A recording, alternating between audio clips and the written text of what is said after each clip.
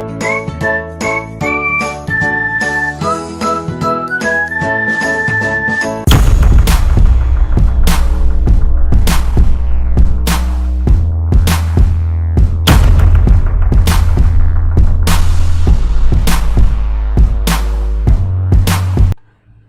મિત્રો, learn in Gujarati ચેનલમાં આપનું સ્વાગત છે। મિત્રો, આજે આપણે જોઈશું આ વિડીયોમાં કે એસએસએ દ્વારા આપેલ જે જીમેલ આઈડી છે એનું લોગિન કઈ રીતે કરશો, જે દરેક શાળાઓને ઉપયોગી છે।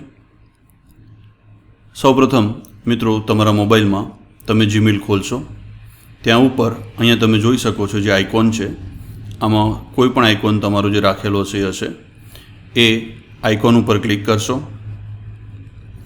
ત્યારબાદ તમારે તમારા જેટલા જીમેલ છે મોબાઈલમાં એ બધા અહીંયા આવી જશે લખેલા, પણ એની નીચે એક ટેબ છે એડ અનધર એકાઉન્ટ, આની ઉપર આપણે ક્લિક કરવાની છે।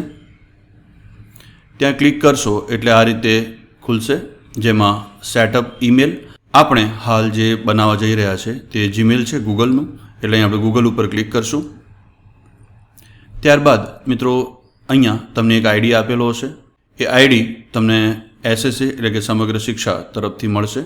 એ આઈડી તમારે અહીંયા પેસ્ટ કરવાનો છે અથવા તો લખવાનો છે। ત્યારબાદ આપણે નેક્સ્ટ બટન ઉપર ક્લિક કરશું। ક્લિક કર્યા બાદ મિત્રો અહીંયા પાસવર્ડ તમારો આવશે, જે પાસવર્ડ તમને આપવામાં આવે એ પાસવર્ડ અહીંયા તમારે લખવાનો છે। ત્યારબાદ આપણે ફરીવાર નેક્સ્ટ ઉપર ક્લિક કરશું। ત્યારબાદ આ રીતનું એગ્રીમેન્ટ માટે આવે છે ન્યૂ એકાઉન્ટ માટે, તો અહીંયા આપણે ખાલી એક્સેપ્ટ કરવાનું છે।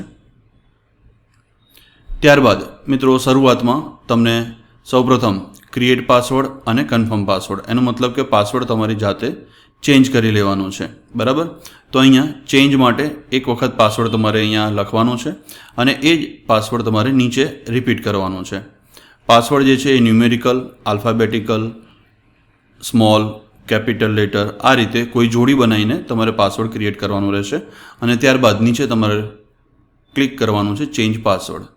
તો આ રીતે મિત્રો તમારો જે આઈડી છે એ આઈડી અને પાસવર્ડ આ બંને સાચવી રાખવાનો છે, જેનાથી તમારું પીસીમાં અથવા તો મોબાઈલમાં લોગિન થઈ જવાનું છે। અને આ રીતે લોગિન થયા બાદ મિત્રો સમગ્ર શિક્ષા તરફથી જે પણ કંઈ સૂચનો અથવા તો પરિપત્રો જે આવે એ તમામ સૂચનો તમને મેલ થ્રુ એકસાથે દરેક શાળાને મળે એ રીતના અહીંયા આઈડી ને પાસવર્ડ બનાવેલા છે, જેનાથી ઓલ ઓવર ગુજરાતમાં એક સૂત્રતા જળવાય। મિત્રો, આવતા વિડીયોમાં કોઈ નવી માહિતી સાથે મળશું। અસ્તુ।